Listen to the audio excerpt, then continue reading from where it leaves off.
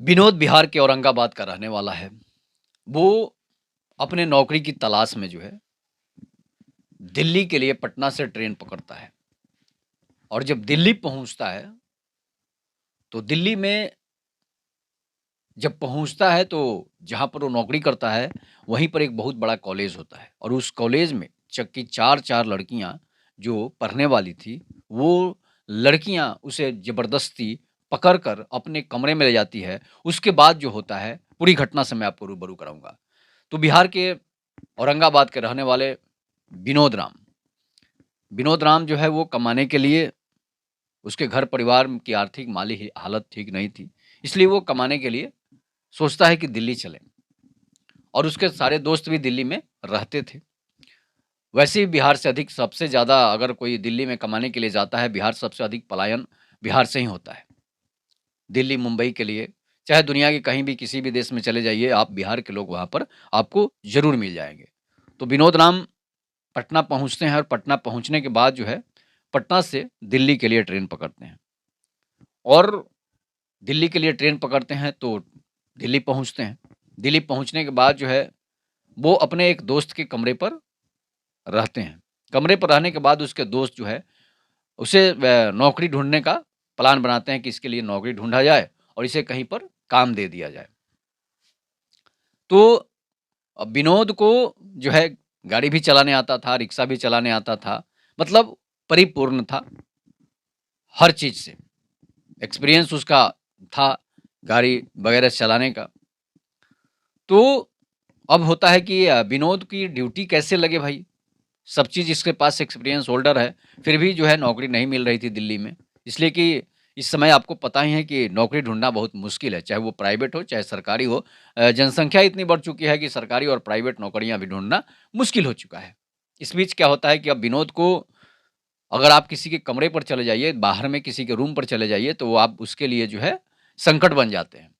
आप उसके लिए बोझ बन जाते हैं। 2 दिन होता है, 2 दिन उसके दोस्त उसको वहाँ पर रखते हैं। उसके बाद कहते हैं कि विनोद तुम अपना किसी तरह से नौकरी ढूँढ लो, मैं तुम्हें यहाँ पर भोजन कराने के लिए नहीं बैठा हूँ। तो अब क्या होता है कि दोनों विनोद जो है उसके दोस्त जो थे, आपस में नोक-झोंक भी शुरू होने लगती है। तो अब क्या होता है कि कॉलेज में जो है दूध पहुँचाना होता है। कॉलेज की जो हॉस्टल थी, वहाँ पर उसको दूध पहुँचाने का ड्यूटी मिल जाता है। वो साइकिल से डेली दूध पहुँचाने लगता है। दूध पहुँचाने के लगता है, उसके बाद जिसके घर में वो दूध का कारोबार था जिसके पास, उसके पास उसे 11,000 12,000 रुपए पर नौकरी लगती है और उसे जो है नौकरी जब लगती है तो वो कॉलेज में दूध पहुँचाना शुरू कर देता है। साइकिल पर दूध रखता है और उसे ले जाकर पहुँचा देता है। जब कॉलेज में दूध पहुँचाता है तो सभी कॉलेज की लड़कियाँ जो हैं वहाँ पर हॉस्टल था, लड़कियों का हॉस्टल था, वहीं पर उसे दूध पहुँचाने का काम मिलता है और वो वहाँ पर दूध पहुँचाना शुरू कर देता है। दूध पहुँचाने के साथ-साथ धीरे-धीरे क्या होता है कि कुछ लड़कियों की नज़र उस पर पड़ती है और बोलती है कि विनोद जी, आप मेरे घर भी दूध पहुँचा आइए। विनोद दूध का जो है बढ़ा देते हैं अपना। इसके बाद जो है दूध का वहाँ से बोलते हैं कि हमें कुछ और अधिक दूध दे दीजिए, 2-3 लड़कियाँ और जो है, वो भी दूध लेने का डिमांड कर रही है। मालिक बोलता है कि ठीक है, जैसे जिस तरह से रेट है सबका उसी तरह से उसको भी रेट के अनुसार उसे दूध पहुँचाया जाए। विनोद सिंपल लड़का था, सादा सीधा-सादा था, देखने में काफ़ी और शरीर उसका थोड़ा-सा हट्टा-कट्टा था। इसलिए गाँव देहात के लोग जो है, दही-दूध खाते हैं तो उनका शरीर थोड़ा-सा सुडौल रहता है, बुलंद रहता है। और दिल्ली, मुंबई में आप जाइएगा बड़े-बड़े शहरों में, तो पिज़्ज़ा, डोसा और चाउमीन खाकर लोग अपने शरीर को गला लेते हैं। इसके बाद होता क्या है कि अब विनोद के घर में बीवी है, बाल-बच्चे हैं, शादी पहले ही हो चुका है, उसे घर पे पैसे भेजने की ज़रूरत होती है। अब विनोद का तब होता क्या है कि करिश्मा नाम की एक लड़की थी, जो वहीं पर उसी हॉस्टल में रहती थी, तो विनोद का उससे अपना नंबर लेती है। कहती है कि विनोद अपना नंबर दे दो। जब दूध की हमें ज़रूरत होगी, हम तुमसे दूध मँगा लेंगे। विनोद बोलता है कि ठीक है मैडम, मेरा तो यही काम है, दूध पहुँचाना, मैं आपको दूध पहुँचा दूँगी। करिश्मा नंबर ले लेती है। नंबर लेने के बाद करिश्मा की 4 सहेलियाँ थी, सीमा, सुषमा और करिश्मा। एक और लड़की थी, छोटी जिसका नाम था। तो सुषमा, सीमा और करिश्मा छोटी, 4 दोस्त थी, चारों सहेलियाँ थी जो आपस में एक ही कमरे में वो लोग रहती थी। हॉस्टल में तो ऐसे ही होता है, बेड सिस्टम होता है या फिर कहीं-कहीं कमरे भी लेकर लोग रहते हैं, लेकिन अधिकतर पढ़ाई करने वाले लोग ऐसे ही रहते हैं। और दिल्ली की लड़कियों की एक ख़ास बात है कि दिल्ली में जो लड़कियाँ गाँव देहात से भी चली जाती है, दूसरे-दूसरे शहरों से भी चली जाती है, वो दिल्ली की आबो-हवा में, दिल्ली की फ़िज़ाओं में इस तरह से मशगूल हो जाती है कि उनको उनके तन के कपड़े जो हैं वो करीब-करीब छोटे होने लगते हैं। बाल जो है छोटे होने लगते हैं। इसके बाद कुछ बॉडी पार्ट्स हैं जो बढ़ने लगते हैं, लेकिन बाल छोटे होने लगते हैं, कपड़े छोटे होने लगते हैं। इसका रीज़न है, तो अब क्या होता है कि विनोद को लगता है कि भाई ये लड़कियाँ हमारी नंबर क्यों माँग रही हैं सब? सोच में पड़ जाता है, फिर भी अपना नंबर दे देता है। बिहारी लोग सीधे-साधे होते हैं, आपको पता ही है। जल्दी किसी की बातों में उलझ जाते हैं, जल्दी किसी पर भरोसा कर लेते हैं। अब क्या होता है कि जो नंबर करिश्मा ली थी, विनोद को कॉल करती है कि विनोद, दूध लेकर चले आओ। टाइम टू टाइम किसी भी टाइम वो दूध मँगाना शुरू कर देती थी। विनोद लेकर बेचारा पहुँचता था। अब एक दिन उसकी सहेलियाँ जो प्लान बनाती हैं और उन सहेलियों का काम था, उन लड़कियों का काम था कि कोई अच्छा लड़का देखो, मस्त माल देखो और उसे अपने पास बुला लो। उसे लगता था कि शहर शहर के लड़कों से तो जो है हम लोग अपना इच्छा पूरा कर ही चुके हैं। अब गाँव देहात के जो सुडौल लड़के होते हैं, गठीले बदन वाले होते हैं और देहात का भोजन ज़बरदस्त होता है, तो वैसे लड़कों को भी यूज़ किया जाए। वो एक दिन क्या करती है, चारों लड़कियाँ विनोद को कॉल करती है कि विनोद हमें दूध दे दो, हमें दूध दे दो। तो करिश्मा से विनोद मज़ाक में ऐसे ही हँसी-मज़ाक तो चलते रहता है, जब आपस में नज़दीकियाँ बढ़ती है, तो हँसी-मज़ाक तो होना लाज़मी है, शुरू ही हो जाता है। तो विनोद ऐसे ही मज़ाक-मज़ाक में कह देता है कि करिश्मा जी, आपके पास तो दूध है ही है, तो रात को दूध की क्या ज़रूरत है? और वो विनोद बोलता है मज़ाक के मूड में, वो भी मज़ाक ही समझती है लोग, तो बोलती है कि नहीं, मेरा दूध जो है अभी हुआ नहीं है, तुम अपना दूध लाकर दे दो। अब विनोद तो पहले से दिन में दूध दिया हुआ था, तो सोचता था कि दूध बचा होगा, वही दूध पी लेगी। तो बोलती है कि नहीं, तुम दूध लेकर आ जाओ। विनोद वहाँ हॉस्टल में, कॉलेज के हॉस्टल में दूध लेकर पहुँचता है। पहुँचने के बाद क्या होता है कि वो लोग विनोद को अपने कमरे में बुलाती हैं कि आओ, बैठो, यहाँ पर रात हो गई है और सुबह भी चले जा सकते हो, साइकिल से आए हो। जो बोलता है कि नहीं मैडम, हमें जाना है। अब लड़कियाँ क्या करती है कि कॉलेज का गेट का दरवाज़ा जो है, वो बंद कर देती हैं। और भी बहुत सारे हॉस्टल थे, सैकड़ों लड़कियाँ थीं। सबका अपना-अपना पेशा था, सबका अपना-अपना धंधा था। किसी को पढ़ना था, तो किसी को काम करना था।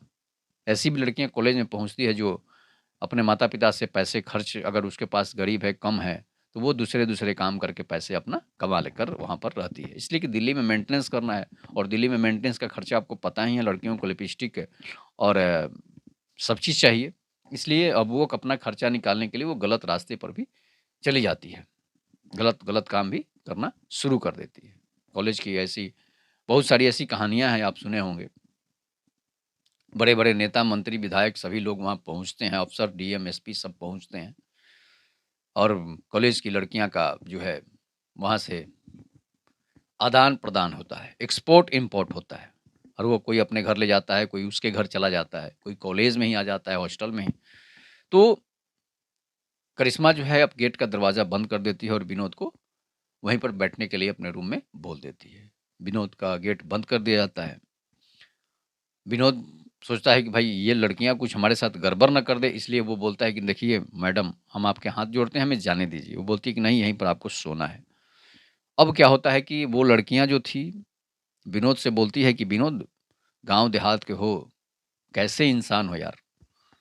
इतनी जवान-जवान लड़कियाँ जो है मेरे जैसी, हाफ़ कपड़े पहनने वाली है, आधा बदन दिख रहा है, फिर भी तुम्हारा मन कुछ नहीं डोल रहा है? वो बोलता है कि नहीं महाराज, नहीं महारानी जी, मेरी बीवी है, मेरे बच्चे हैं, मेरी शादी पहले ही हो चुकी है।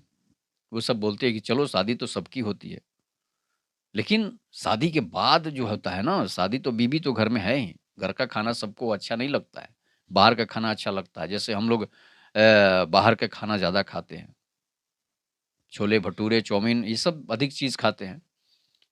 तो आपको भी मन होना चाहिए, शहर में रह रहे हैं, घर में बीवी घर में है और आप यहाँ पर ऐसे अकेले कैसे रह लेते हैं?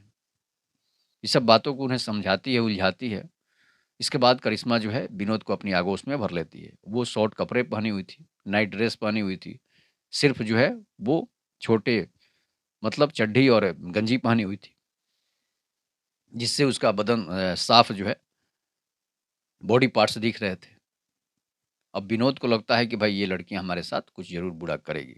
इसके बाद वो विनोद को अपने आगोश में पकड़ लेती है। विनोद छटपटाने लगता है, लेकिन चिल्लाता नहीं है। अब मन तो अंदर से उसका भी डोल रहा है। ऐसी जवानी देखकर, इसी तरह दूध सी उजली लड़कियाँ, गोरी-गोरी लड़कियों को देखकर, वो भी कॉलेज की जो है लड़कियाँ हैं, जो 24-25 साल की लड़कियाँ हैं, जवान-जवान लड़कियाँ हैं। विनोद का भी मन डोलता है, लेकिन फिर भी वो मना कर रहा है कि नहीं, कोई गलत काम करने से पहले सोचना चाहिए, इसलिए कि विनोद की शादी हो चुकी थी। तो अब क्या होता है कि वो लड़कियाँ जो है विनोद को जब लड़की पकड़ती है करिश्मा और विनोद को लेकर अपने बेड पर लेट जाती है। लेटने के बाद क्या होता है कि विनोद जो है अभी विनोद जो है साइलेंट मुद्रा में है और वो लड़की जो है विनोद के साथ छेड़छाड़ शुरू करती है। इसके बाद अपने बॉडी पार्ट्स जो है, कुछ बॉडी पार्ट्स ऐसे थे जो विनोद के चेहरे पर रख देती है और विनोद जो है विनोद के सारे कपड़े जो है उतारना शुरू कर देती है। विनोद भी सोचने लगता है कि अब आज जो है आज बचने वाले नहीं हैं। धीरे-धीरे विनोद को भी एन्जॉय आने लगता है और धीरे-धीरे हाथ फेरना शुरू कर देता है और उसके बाद उससे लिपट जाता है उस लड़की के साथ। उसके साथ जो है करीब-करीब 1 घंटे तक जो है संबंध बनाता है। लड़की जो है जिस तरह से अचेतावस्था में चली जाती है, तो लगता है कि नहीं, विनोद ने उसे परम सुख दे दिया है। उसके बाद होता क्या है कि धीरे-धीरे ऐसा हो जाता है कि विनोद जो है निढाल पड़ जाता है। निढाल पड़ने के बाद और भी उसकी लड़कियों की दोस्त थी, जो उसे बता नहीं पा रहा था कि अब और कुछ करना है कि नहीं करना है। इस बीच होता क्या है कि विनोद की वहीं पर अब अचेतावस्था में विनोद पड़ जाता है। उसके बाद क्या होता है, उसकी लड़की जो करिश्मा की सहेली थी, करिश्मा की सहेलियाँ भी वहाँ पर पहुँच जाती है और बोलती है कि भाई ये क्या मस्त माल लाई हो, हमें भी इसे चखने का मौका मिलना चाहिए। इसके बाद क्या होता है कि वो एक स्प्रे रखी हुई थी, जो मर्दाना ताकत को बढ़ा देता है। गोली खाने की ज़रूरत नहीं है, वो अगर वो स्प्रे आप किसी के बॉडी पार्ट्स पर मार देते हैं, तो वो फिर से जो है, फिर से वो आदमी तैयार हो जाता है। अब विनोद तो अचेतावस्था में चला गया है, इसलिए कि जिस तरह से उसके साथ संबंध बनाया था, उस लड़की ने, करिश्मा ने, तो विनोद को नहीं लगता था कि इतनी जो है इस तरीके से मेरे साथ जो है सहवास होगा। इसके बाद करिश्मा तो काफ़ी खुश हो गई थी, अपनी सहेली सीमा को बुलाती है। सीमा भी अपने सारे कपड़े जो है खोल देती है और विनोद के साथ जो है वही करती है जो करिश्मा ने किया था।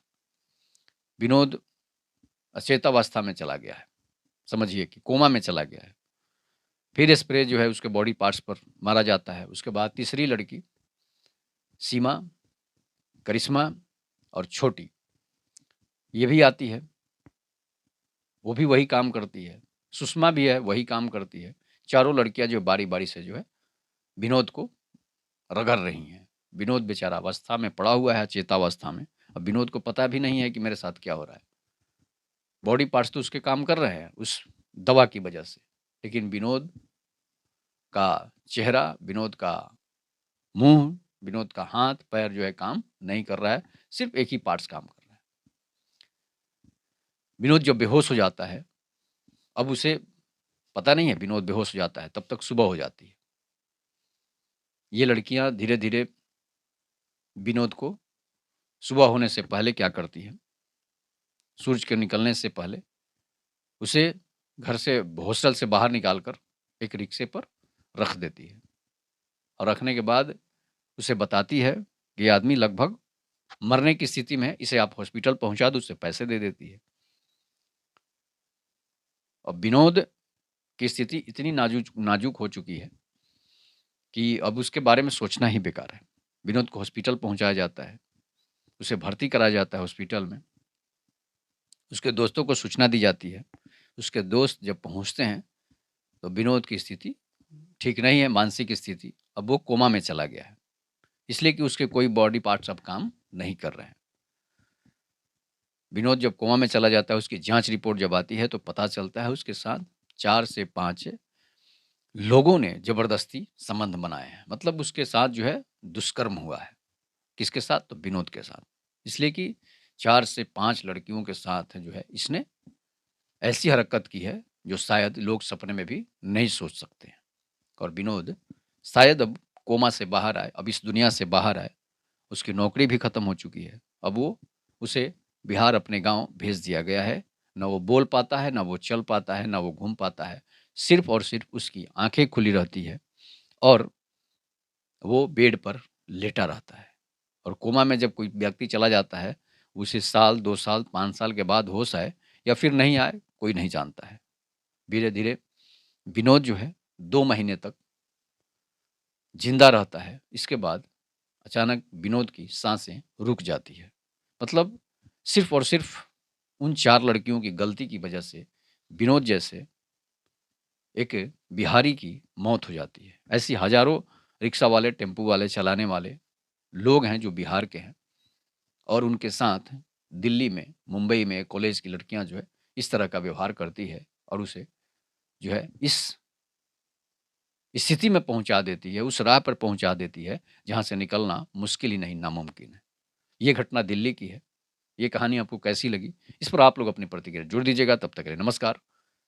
और बिहार के लोग जितने भी हैं, जो बाहर कमाने जा रहे हैं, वो सारे लोग सचेत हो जाएँ, सावधान हो जाएँ। नहीं तो फिर आपका विनोद वाली स्थिति हो जाएगी। तब तक के लिए नमस्कार। जय हिंद, जय भारत, जय श्री राम।